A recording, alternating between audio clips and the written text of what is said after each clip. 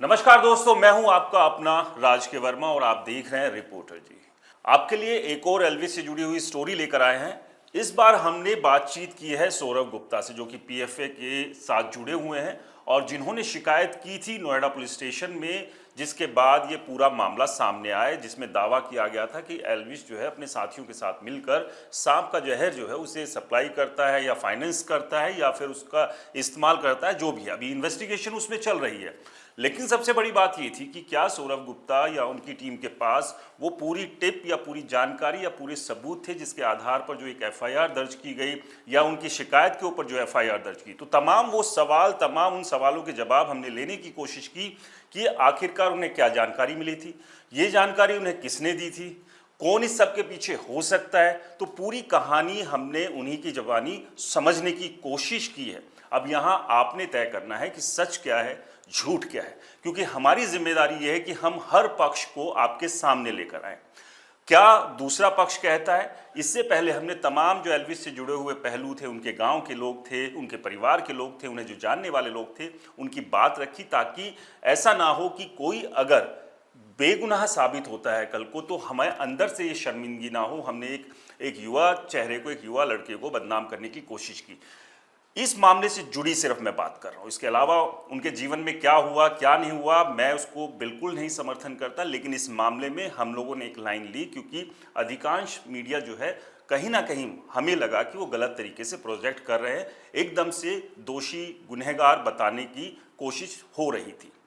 इस सब के बीच रिपोर्टर जी ने तमाम वो पहलुओं को दिखाने का काम किया और अब हम सौरभ गुप्ता से जो हमारी बातचीत हुई उसका ऑडियो आपको सुनाएंगे और आपने तय करना है कि तमाम बातों में कितना दम है, कितनी सच्चाई है। तो चलिए, ज़्यादा आपको इंतज़ार नहीं कराते, वो पूरा का पूरा एक्सक्लूसिव ऑडियो, एक्सक्लूसिव बातचीत जो हमने सौरभ गुप्ता से की, उनकी बाकायदा अनुमति के साथ। तो सुनिए, ये है वो ऑडियो। अब आपकी परमिशन होगी तो देन मैं अब ये कॉन्वर्सेशन में रिकॉर्ड कर रहा हूँ, प्लीज।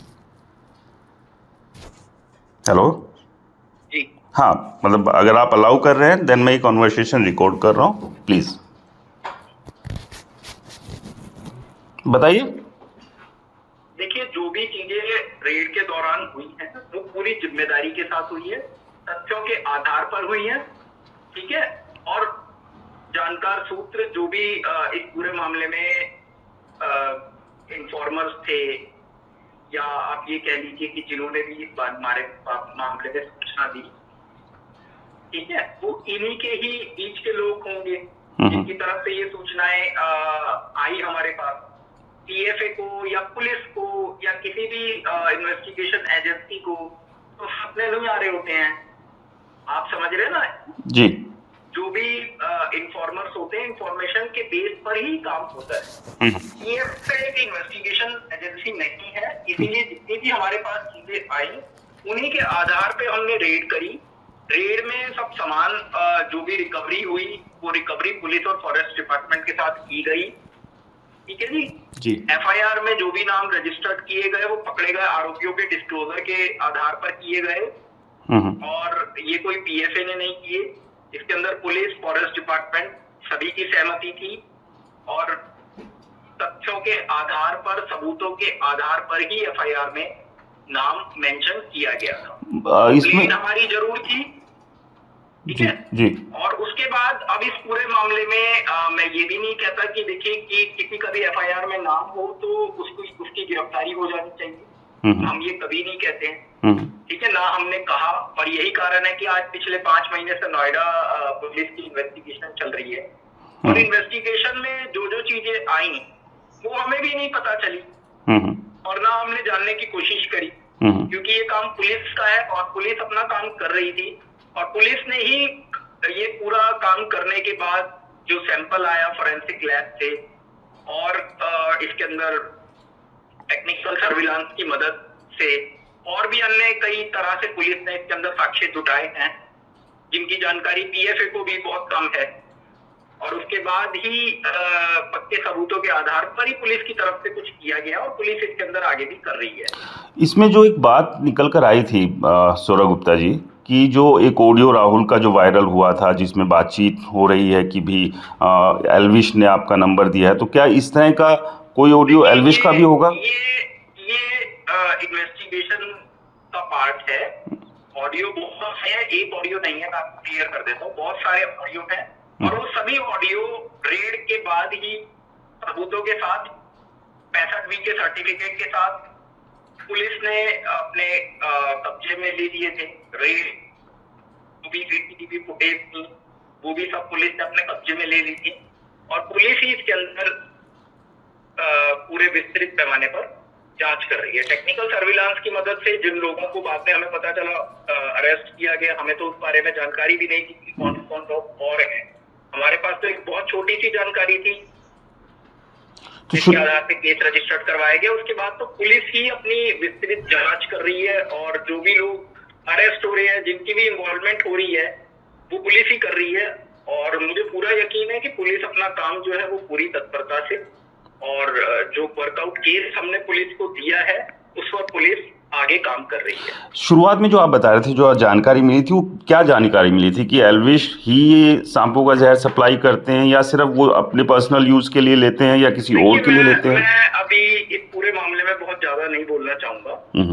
हाँ, ये जरूर है कि ये पूरा मामला जो है ये स्नेक वेनम की तस्करी से जुड़ा हुआ है, सांपों की तस्करी से जुड़ा हुआ है और बेसिकली ड्रग्स से रिलेटेड है। हालांकि जब हमारे द्वारा केस रजिस्टर करवाया गया था तो ये case wild life protection act में दर्ज हुआ था। उसके बाद पुलिस को जो भी तथ्य और सबूत मिले होंगे उसके आधार पर पुलिस ने अपनी आगे जांच बढ़ाते हुए इसके अंदर जो भी उनको साक्ष्यों के आधार पर पुलिस द्वारा मामले में। तो जो एल्विश का नाम जो शुरुआत में लिखवाया गया था, खैर वो तो इन्वेस्टिगेशन का पार्ट है, पुलिस कर रही है, जो शुरुआत में आप लोगों की तरफ से एल्विश का नाम लिखवाया गया था उसके पीछे क्या आधार था सौरभ गुप्ता जी? देखिए, कई सारे आधार थे। मैंने आपको बोला ना कि ये इन्वेस्टिगेशन का पार्ट है। केस डायरी के अंदर सारी चीजें लगी हुई हैं और सारी चीजें सार्वजनिक नहीं करी जा सकती हैं क्योंकि अभी इस पूरे मामले में ना जांच पूरी हुई है। अभी इसके अंदर कई चार्जशीट फाइल होनी है, कुछ लोगों की अरेस्टिंग भी होनी है, तो अभी इस पूरे मामले में कोई भी चीजें हम ज्यादा नहीं बता पाएंगे। और पुलिस ने भी हमसे यही, पुलिस और हमारे बीच बताया है कि जो सब चीजें देखिए हम इन्वेस्टिगेशन एजेंसीज को देंगे बजाय मीडिया में देने के, क्योंकि उससे आरोपी अपना बचाव कर सकते हैं। नहीं, वो बिल्कुल आप ठीक करें। तकनीकी उसका सीधा प्रभाव जो है वो ट्रायल पे पड़ता है, तो मैं माफी चाहता हूँ कि मैं ज्यादा आपको नहीं बता पाऊँ। बाकी जो एविडेंस शुरुआत में जो आप लोगों ने दिए थे, जैसे पीछे हम जिक्र कर रहे थे, करीब आप कहते करीब 20% के आसपास जो है आपने इस पूरे मामले से जुड़े हुए वो दिए हैं। बाकी पुलिस अभी मैंने आपको बोला है ना जी कि अभी तो हमारे पास जो चीजें थी वो 20% थी, जहाँ तक मेरा अंदाजा है। बाकी तो आगे काम पुलिस कर रही है। 5 महीने के अंदर जो चीजें पुलिस ने जुटाई है वो पुलिस का काम है। उसके अंदर कहीं भी पीएफए इन्वॉल्व नहीं है। ना पीएफए की तरफ से कोई पुलिस के ऊपर कोई दबाव है, आप समझते हैं ना किसी और का पुलिस पे दबाव है। पुलिस को हमने केवल कुछ सबूतों के साथ हमने पुलिस को एक टिप ऑफ दिया है जिस पर पुलिस अपना पूरा विस्तृत जांच करके काम कर रही है। लेकिन पुलिस को जो लगा होगा उसी के आधार पे पुलिस काम कर रही है। ओके, लेकिन क्या ये टिप इतनी मजबूत है कि क्योंकि देखिए आज की डेट में ठीक है वो सोशल मीडिया इन्फ्लुएंसर्स हैं, बड़ा नाम हो गए, सारी चीजें हैं, लेकिन क्या वो इतनी मजबूत है कि हाँ सीधे सीधे वो लिंक बन रहा है या अभी इन्वेस्टिगेशन ही है? देखिए, कौन बड़ा आदमी है और कौन मजबूत आदमी है और कौन क्या है, देखिए ये कानून से ऊपर ना कोई बड़ा है ना कानून के आगे कोई मजबूत है। इस देश में सबसे बड़ा कानून है, संविधान है और सबसे मजबूत भी कानून ही है। तो कोई भी आरोपी हो, अगर उसके खिलाफ कोई सबूत पाए जाएंगे तो उसके खिलाफ निश्चित ही कार्रवाई हो, चाहे वो कोई भी हो। बेल को सोशल मीडिया इन्फ्लुएंसर भी हो सकता है, कोई सेलिब्रिटी भी हो सकता है, कोई भी हो सकता है जी। कोई देखिए, कानून में किसी चीज के लिए कोई स्पेसिफिक डेफिनेशन नहीं है जी। जो इसको बेल को लेकर भी एक बात हो रही है कि जो बेल जो ग्रांट हो गई, एक तरह से देखें तो लगभग सेम डे में हो गई क्योंकि छुट्टियां बीच में थी और उसके बाद जो है कोर्ट की हड़ताल भी थी। तो क्या लग रहा है कि वो उतना मजबूती से पुलिस की तरफ से वो सबूत नहीं दिए गए? देखिए, आप अगर बेल ऑर्डर पढ़ेंगे, बेल लेना और बेल देना जज की डिस्क्रिशन पावर है और बेल लेना किसी भी आरोपी का अधिकार है। दूसरी बात, बेल अगर आप देखेंगे तो ये सुप्रीम कोर्ट की जजमेंट है 2021-22 की, जिसके तहत ये कहा गया है कि 7 साल तक की सजा के प्रावधान में बेल दी जा सकती है ट्रायल मजिस्ट्रेट के द्वारा ही। तो यही कारण है कि बेल हो गई। लेकिन शायद इसमें जो है वो शायद 6 महीने से 20 साल तक की सजा है। नहीं, ऐसा नहीं है जी। 6 महीने से 20 साल तक की सजा किसी में नहीं है। ये 27A के तहत थी, लेकिन जो सेक्शन एनडीपीएस एक्ट के लगे हैं उन सभी के अंदर 7 साल तक की सजा का प्रावधान है। और मैं आपको ये सलाह भी दूंगा या आपके माध्यम से और भी सब मीडिया चैनल्स को भी, मीडिया चैनल्स तो हालांकि इसके अंदर जो मेन स्ट्रीम मीडिया है उसमें कहीं भी ऐसा कुछ गलत नहीं चला है, लेकिन हाँ कुछ यूट्यूबर ऐसे हैं जो इधर उधर की अफवाहें फैला रहे हैं, ठीक है। तो इसके अंदर ना ही एनडीपीएस एक्ट हटा है, ना ही कोई धारा हटी है। इसके अंदर 27A नहीं था, जो कि शुरू में उड़ाया जा रहा था कि 27A है। एनडीपीएस के सेक्शन है और उसी की तहत कार्रवाई हो रही है। हालांकि देखिए एनडीपीएस की जानकारी मुझे भी बहुत ज्यादा नहीं है, क्योंकि हमारा काम वाइल्ड लाइफ प्रोटेक्शन एक्ट और prevention of cruelty to animals act के तहत हम लोगों को जानकारी है। एनडीपीएस एक्ट ये पुलिस का काम है, तो पुलिस ने किया है, लेकिन एनडीपीएस एक्ट नहीं हटा है। और बेल कोई कमजोर या मजबूत केस, क्योंकि अभी ये केस ट्रायल पे नहीं आया है, अभी ये केस इनिशियल स्टेज पर है और इनिशियल स्टेज पर हर आरोपी का ये कानूनी अधिकार है कि उसको बेल मिल जाए। और आप देखेंगे अगर बेल ऑर्डर के अंदर तो सुप्रीम कोर्ट ने सुप्रीम कोर्ट की एक जजमेंट का भी जिक्र है उसके अंदर बेल ऑर्डर में। इसमें लिखा है कि 7 साल तक की सजा के प्रावधान में बेल दी जा सकती है। इसमें हल्का और मजबूत वाली तो कोई बात ही नहीं है, कोई डिसीजन थोड़ी ना है किसी भी चीज पर। जी अच्छा, 2 चीजें और आखिर में चलते। एक तो आपने एक और जो शिकायत दी थी जिसमें हाई कोर्ट ने अब नोटिस किया है आपको जान से मारने की धमकी एल्विश की तरफ से, और लाइफ को थ्रेट का भी आपने जो आरोप लगाया था। जी, तो वो क्या डायरेक्ट एल्विश ने ही ये धमकी दी है या फिर किसी व्यक्ति को भेजा गया था? ये किस तरह से इसके अंदर मल्टीपल थ्रेट्स है, नामजद आरोपी के द्वारा भी और उसके द्वारा चलाए जा रहे कुछ अकाउंट्स द्वारा भी। तो ये सब चीजें हमने हाई कोर्ट की पिटीशन में साक्ष्यों के आधार पर ये हाई कोर्ट में पिटीशन दाखिल की है और हाई कोर्ट ने इसके ऊपर डिसीजन देते हुए इसको एक्सेप्ट भी कर लिया है इस पिटीशन को। और इस पर एक विस्तृत जांच करने के लिए director general of police Haryana और गुरुग्राम पुलिस कमिश्नर से भी रिपोर्ट मांगी गई है और ये रिपोर्ट 4 हफ्ते में मांगी गई है। पिटीशन अभी प्रचलित है और इसके अंदर 18 तारीख को गुरुग्राम पुलिस ने और हरियाणा के डायरेक्टर जनरल ऑफ पुलिस ने जवाब दाखिल करना है 18 अप्रैल। बस एक आखिरी सवाल, ये भी आरोप लगाया जा रहा है आपके साइड पे, आपकी तरफ आपको लगाया जा रहा है कि भी ये सारी चीज़ें जो एक्सटॉर्शन के लिए की जा रही है, एक विक्रम करके व्यक्ति है उनके खिलाफ भी आपने शिकायत की थी, वो भी अलग अलग प्लेटफॉर्म पे जाके कह रहे हैं कि भी। देखिए मैं किसी को नहीं जानता, पर हाँ ये जरूर है कि कुछ कुख्यात वन्यजीव तस्कर हैं जो इस पूरे मामले में इस चीज का लाभ उठाना चाहते हैं, जो कई बार जेल गए हुए हैं। आप जिस व्यक्ति का मुझे नाम बता रहे हैं उस पर क्योंकि मुझे बहुत ज्यादा जानकारी नहीं थी, क्योंकि कई वन्यजीव तस्कर हमारे द्वारा पकड़ाए गए हैं और कईयों पर कार्रवाई हो रही है। तो जिस व्यक्ति का आप नाम बता रहे हैं मेरे संज्ञान में भी आया था, इस पर 11 मुकदमे दर्ज हैं और ये व्यक्ति कई बार जेल जा चुका है। मुंबई में भी इस पर 4 केस रजिस्टर्ड हैं और कुछ ऐसे केस हैं जो पीएफए या हमारे द्वारा दर्ज नहीं कराए गए हैं, जो लोगों ने दर्ज कराए हैं, कुछ पुलिस ने दर्ज करे हैं, कुछ इंडिपेंडेंट केसेस रजिस्टर्ड हुए हैं। ये व्यक्ति कुख्यात वन्यजीव तस्कर है और इस पूरे मामले में जुड़कर तो ये लाभ लेना चाहता है। कई बार जेल गया है और मुंबई की कोर्ट से भी इसके वारंट निकले हुए हैं, वहां भी ये पेश नहीं हो रहा है जी। इस तरह की भ्रामक धारणाएं, ये भ्रामक प्रचार हमारे खिलाफ कर रहा है। और अभी इसी तरह का एक प्रचार इसने करा था जिसके ऊपर इस पे शालीमार गार्डन थाने में भी गाजियाबाद में मुकदमा दर्ज हुआ था। ये व्यक्ति फरार है कई केसेस के अंदर, पुलिस इसके पास गई थी और ये अरेस्ट नहीं हुआ। तो इस तरह से इन लोगों के बीच में जुड़कर ये अपनी रोटी या अपना हित साधने की कोशिश कर रहा है। और ये सीधी सी बात वही है कि देखिए हमारा काम है काम करना, हमारी किसी भी निजी किसी व्यक्ति विशेष से कोई दुश्मनी नहीं है। एक वर्कआउट केस हमारे सामने आया था जो हमने पुलिस को दिया है। जिस यूट्यूबर के खिलाफ या जिन लोगों के खिलाफ ये केस दर्ज हुआ है उन लोगों को मैं पहले से जानता भी नहीं था और हमारी कोई इस मामले में कोई भूमिका पर्सनली किसी से रंजिश निकालने की या कुछ दूर दूर तक अपना हमारी है ना हमारी संस्था की किसी व्यक्ति की है।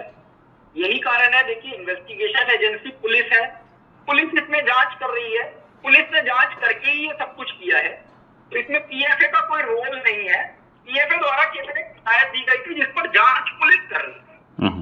तो अगर पीएफए के ऊपर आप आरोप लगाते हैं तो, या कोई भी पीएफए के ऊपर आरोप लगाता है या हमारे ऊपर आरोप लगाता है, तो देखिए उसमें सबसे पहले आरोपों के घेरे में तो यूपी की सरकार और यूपी की पुलिस ही आएगी, क्योंकि पुलिस ही जांच कर रही है और तथ्यों के आधार पर कर रही है।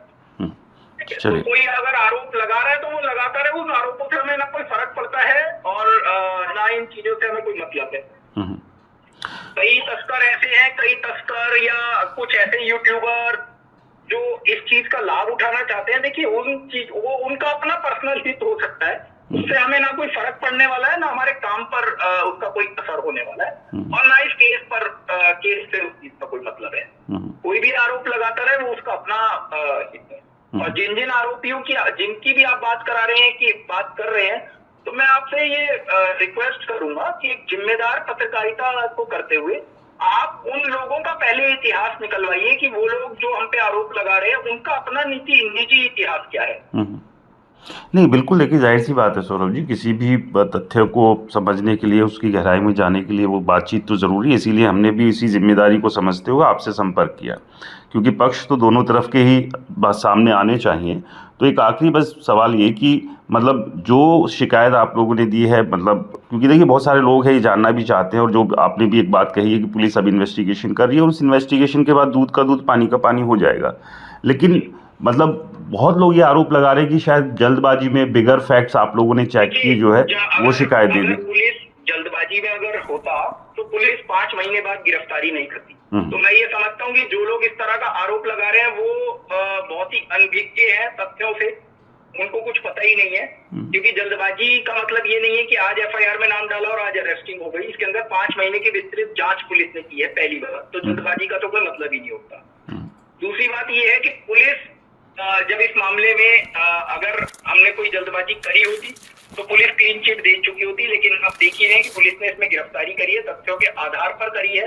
जिन लोगों को नामजद नहीं भी किया गया था उनकी भी पुलिस ने गिरफ्तारी करी है। तो उसमें पीएफए का या हमारा इंडिविजुअल कहाँ से कोई रोल आ जाता है?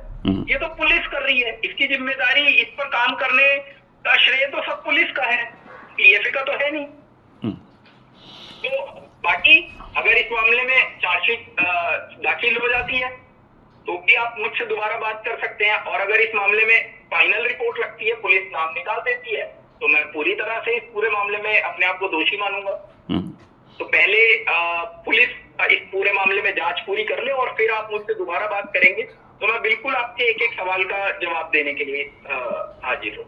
चलिए, बहुत अच्छी बात, thank you very much Saurabh ji. बाकी कुछ और भी होगा तो ज़रूर कनेक्ट करेंगे, और मैं एक बार फिर से रिपीट कर रहा हूँ कि ये आपकी सहमति से मैं ये ऑडियो रिकॉर्ड कर रहा हूँ। जी, ठीक है, थैंक यू वेरी मच। ठीक है, शुभ नाम क्या बताया आपने? मेरा नाम राज के वर्मा है, मैं रिपोर्टर जी न्यूज़ चैनल से बोल रहा हूँ। राज वर्मा? जी।